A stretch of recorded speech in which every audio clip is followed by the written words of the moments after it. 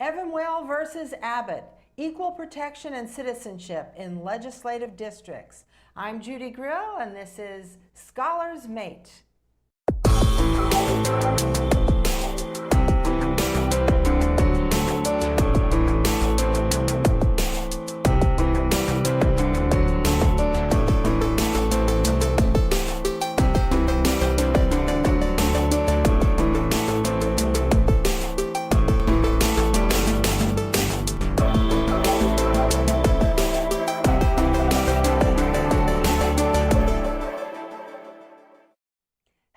And welcome to Scholar's Mate. I'm your host, Judy Grill. This year, the Supreme Court will rule on Evenwel versus Abbott, a case involving the drawing of legislative districts in Texas. To explain the basics of the case, here's a video from Newsy. The case is Evenwel v. Abbott, and it has to do with how states draw legislative districts. Cities get small districts, rural areas get big districts, but each must have the same amount of people. If one district had fewer people than another, votes there would carry more weight, violating the principle that every person's vote should matter the same. But here's the problem: who counts as a person?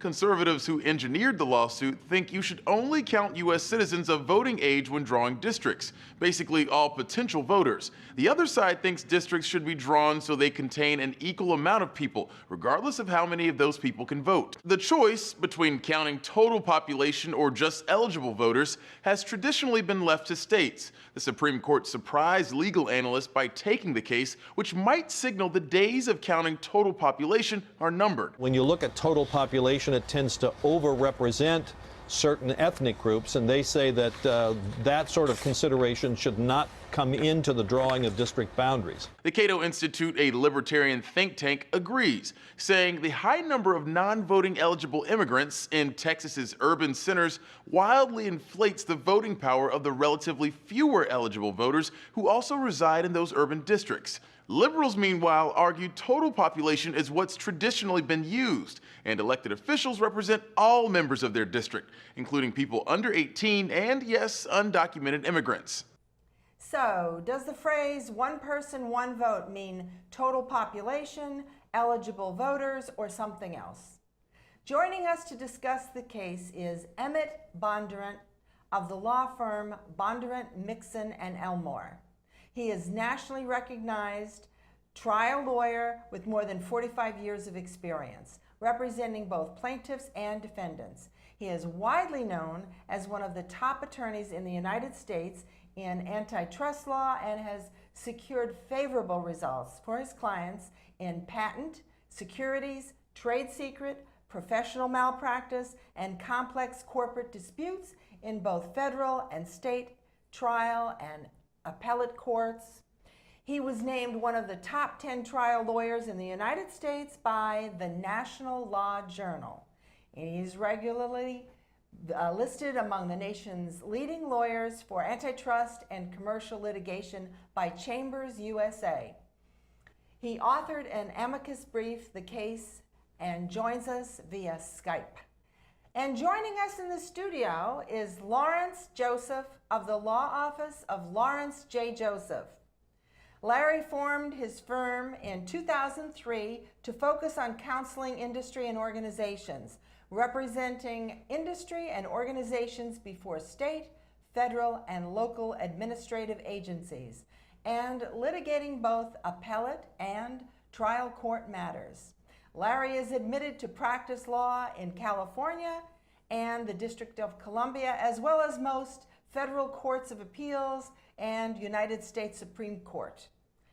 Before forming his firm, he practiced with McKenna, Long and Aldridge, LLP in Washington, D.C., and Pillsbury, Madison and Sutro, that is, LLP, and Morrison and Forrester, LLP in San Francisco. Larry also authored an amicus brief in this case. Thank you both for joining us. Thank you. Thank you.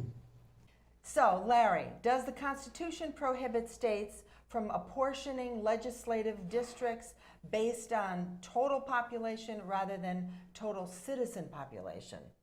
So the Supreme Court has said that it is the distribution of legislators rather than the method of distributing them that matters for equal protection. And so you can use total population sometimes. I mean, in some climates, you can use the clock to tell what temperature it is, but the clock isn't measuring the temperature. And similarly, you can use total population when it works. And when it works is when there's not a disconnect between population and citizen voting age population, because this is a voting right we're talking about. And so voters are the actual measure of that right. And when there's no disconnect between those two populations, when non-citizens, when children, when felons who aren't allowed to vote, when they're distributed evenly in a jurisdiction, then population or citizen voting age population both work equally well. When there is a disconnect, when there's more non-citizens in cities, as I believe is the case here, then population doesn't work. My friend on the other side, Emmett, is going to say that there's a right to representation, equal representation. I don't see that in the Constitution. I see a voting right in the Constitution.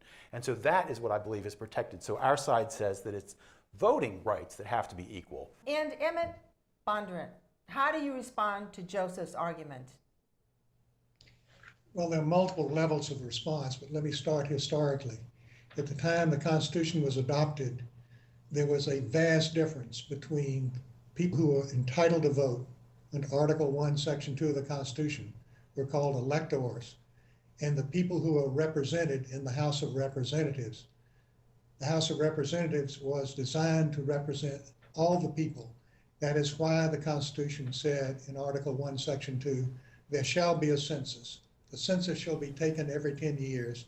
It shall count the total population of the United States, not the total citizen population of the United States, and not the number of registered voters in the United States, and that congressional districts shall be apportioned, that is divided between the states based on total population, not based on total number of registered voters, nor the total number of citizens in the state.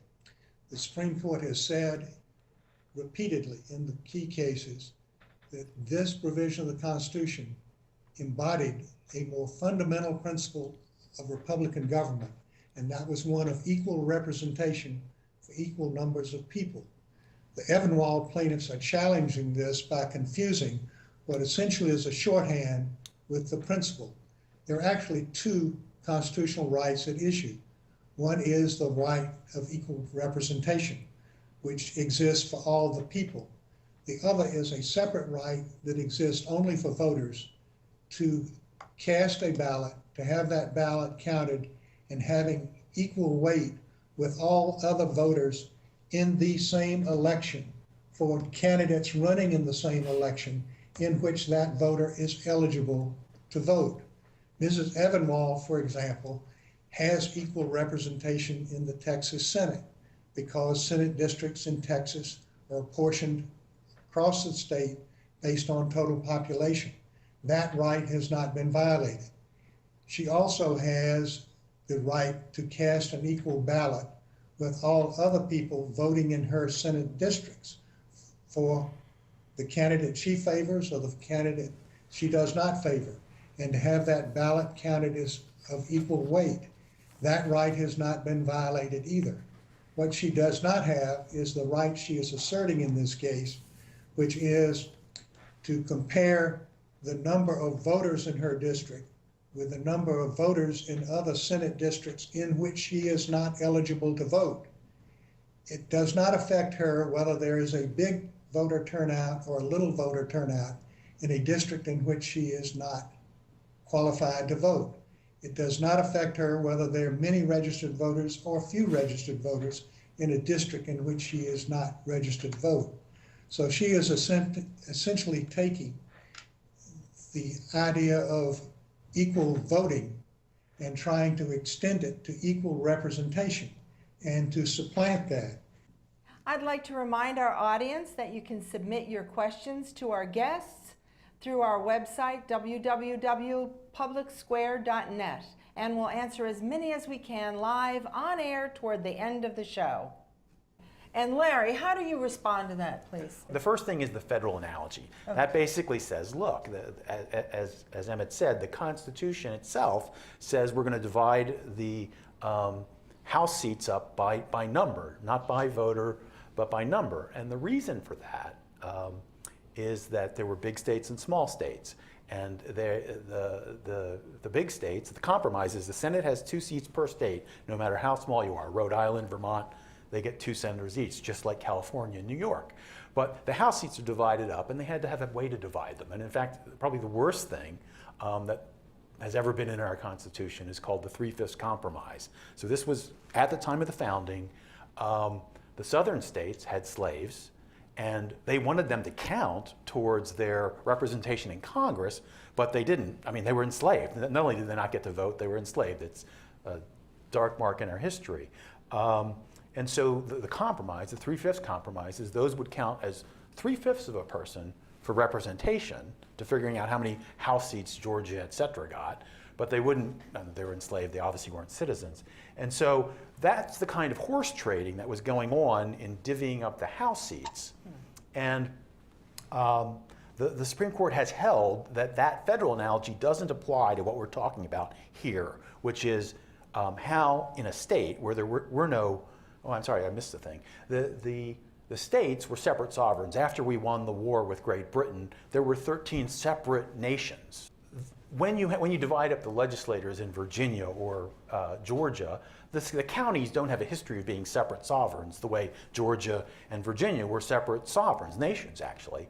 And so that's part of the reason that the Supreme Court has rejected this federal analogy that Emmett tried to draw. So yes, it is an anomaly that the House seats have to be divided up the way they are by number, but it's not an anomaly that we're asking for equal voting rights within the states with no history of dueling sovereignties.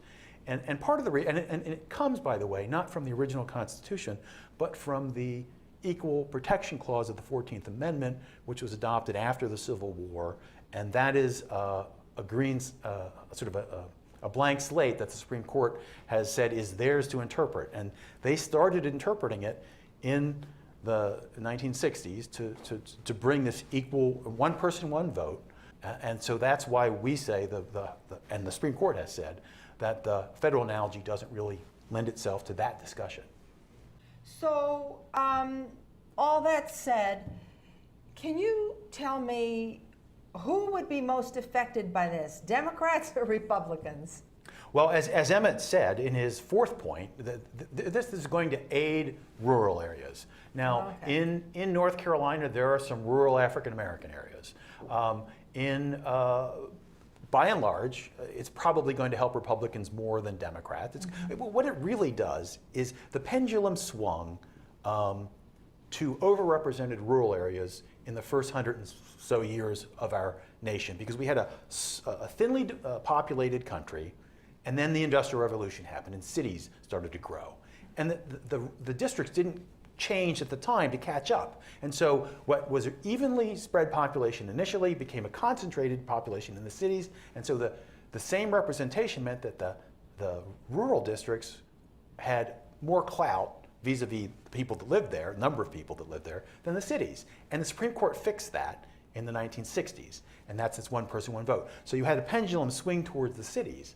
Now we have a new demographic trend, which is all these non-citizens being not spread uniformly in the states, but concentrated in the cities. And so that has created the opportunity for the pendulum to right itself again, which is to swing back to the voting strength, which is where I believe the right has always lived. It was denied when urbanization swung populations to the city, and now it's being denied as the cities become more non-citizens who aren't eligible to vote and therefore don't have a one person, one vote right.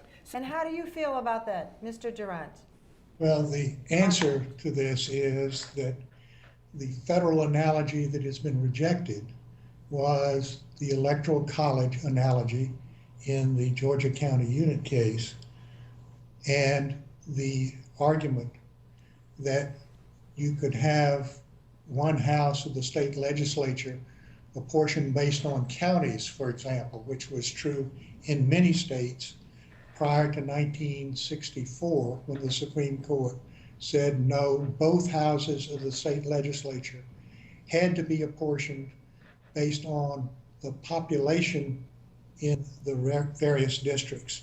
And rejected the argument that because the federal Constitution in the Great Compromise had given Rhode Island and Connecticut and so forth equal representation in the Senate, or now Wyoming with less than 800,000 people, 2 senators compared to California's 30 million with 2 senators, that was not a reason to carry it over to the state level.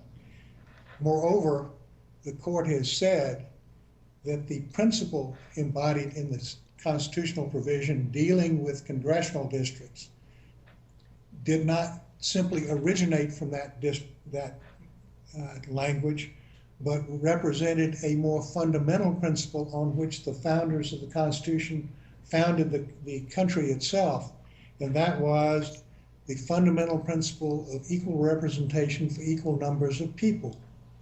And when the 14th Amendment was adopted in 1868, there was a debate within Congress about whether or not, in doing away with the reference to slaves and 3/5 of a person for voting purposes, the apportionment should be based on registered voters or citizens or on total population.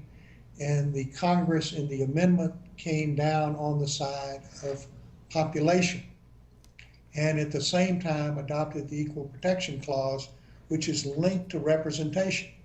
The whole idea is that a legislature that has to represent people equally, whether they are citizens or not, whether they are adults or not, whether they are registered to vote or not, is more likely to provide all the people in their districts equal protection of the laws than a legislature that is apportioned based on some other basis like citizenship.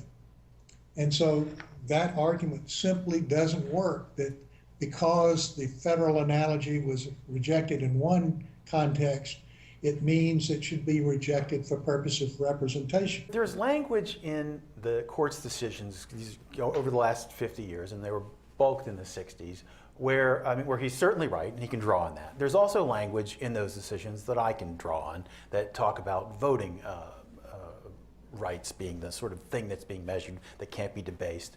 And that's in cases that talked about apportionment. I think everyone agrees with his point about when you're in a district, each voter's vote is supposed to be equal. But one person, one vote has also been used in apportioning districts within the legislature. In other words, divvying up the lines within a state for like the Senate seats here. That is a thing where you look at the voting strength of each person vis-a-vis the voters in the other districts, and you try and equalize that. The Supreme Court has basically said if a state gets within 10%, so if my district has 1,000 people and yours has 1,100, that's okay. But if my district has 1,000 people and your district has more than 1,100, so it's greater than a 10% discrepancy, I've stated a cause of action that maybe it's discriminatory. Now the state's allowed in that situation to come back and say, oh, the reason we drew the lines are this. It could be, for example, we wanted to respect county borders. There's all sorts of things that states are allowed to consider, which would mean that they don't have to have perfect one-to-one allocations. Some decisions of the court have said that 16.5% discrepancy is not good enough, or 20 is the upper ceiling. So if mine's 1,000 and yours is 1,200, that's verboten. So that's what this is about, and so that's where I disagree with Emmett, in that I do think that some of this one person, one vote case law has to do with divvying up districts within a state rather than ensuring that people get a vote in a district. All right, let's take some questions from our viewers. Here's one. Deanna Scott, why doesn't the court let states decide what one person, one vote means? And I think Emmett started to touch upon this a bit there. Emmett, do you have a comment on this? Okay. Simply because the Constitution dictates what the state can do in saying no state can deprive any person within its jurisdiction of equal protection of the laws. The area in which Larry and the Evenwel plaintiffs and the people on the other side of the case, other than the state of Texas, are all in agreement is that it is a federal constitutional standard, that it's not up to the states to decide the basis of representation in their state legislatures that violates the Equal Protection Clause. So the question here is, does this violate the Equal Protection Clause?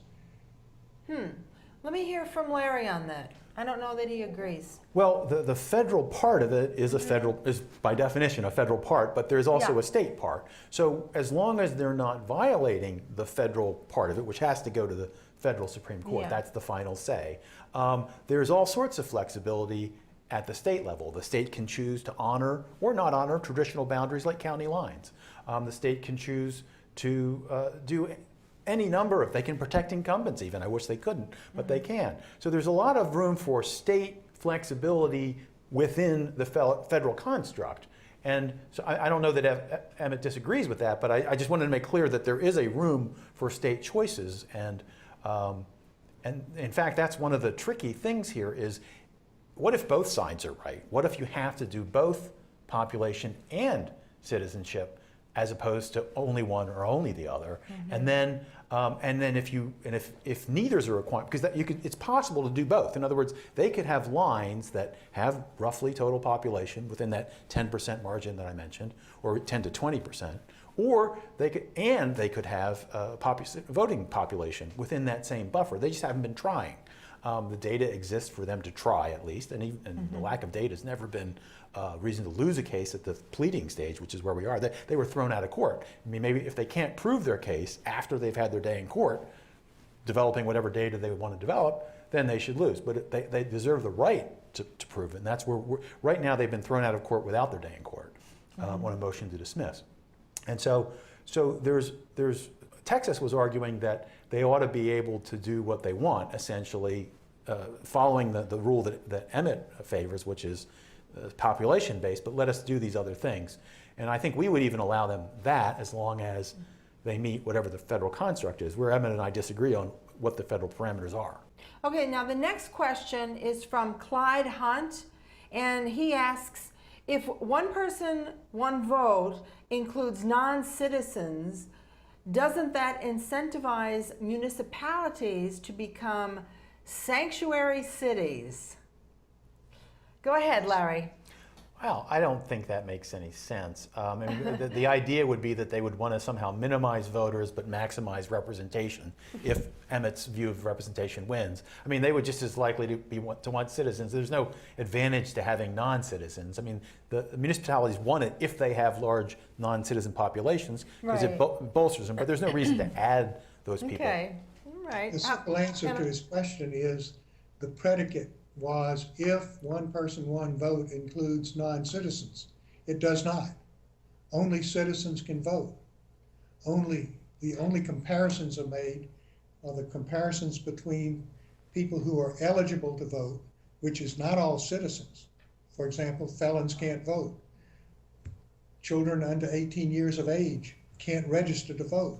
Okay, now it's time for Answer This, where each guest asks a question directly to the other. And who would like to go first? Has a case ever come before the Supreme Court where the parties contested the issue of the populations being equal or reasonably equal and contested the fact that voting strength was not equal? I don't think that issue has been raised directly.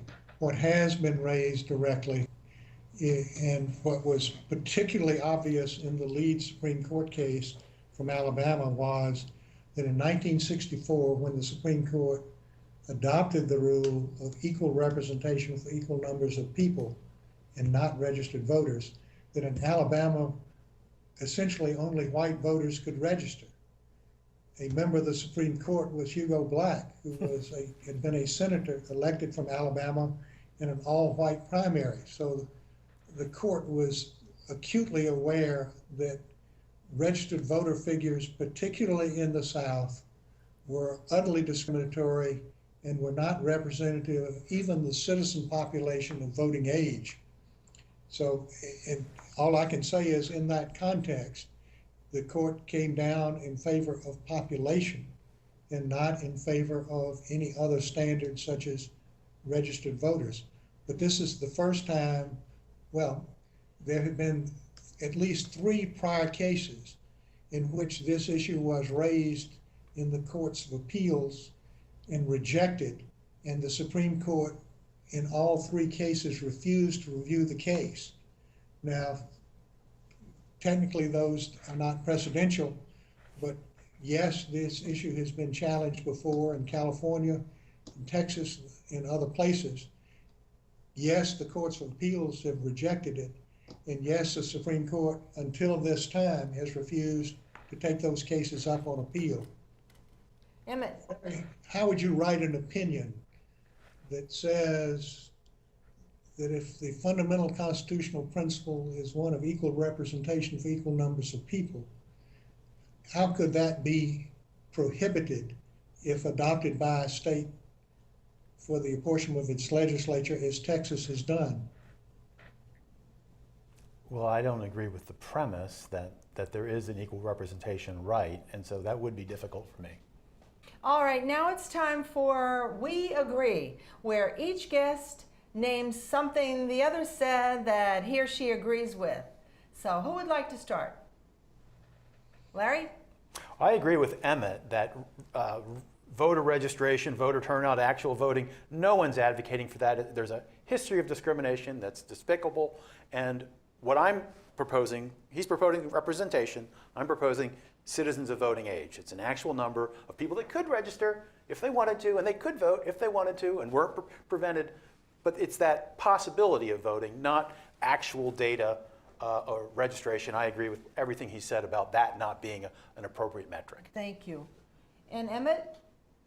Well, Larry and I both agree that the standard is a federal constitution standard that needs to be uniform nationwide, and it is dictated by the federal constitution and specifically by the Equal Protection Clause of the 14th Amendment. Okay, that's all we have time for. We'd like to thank Emmett Bondurant of Bondurant, Mixon, and Elmore, and Lawrence Joseph of the law firm of Lawrence J. Joseph for enlightening us on this important case. And thank you for watching Scholars Mate. I'm Judy Grill. We'll see you next time.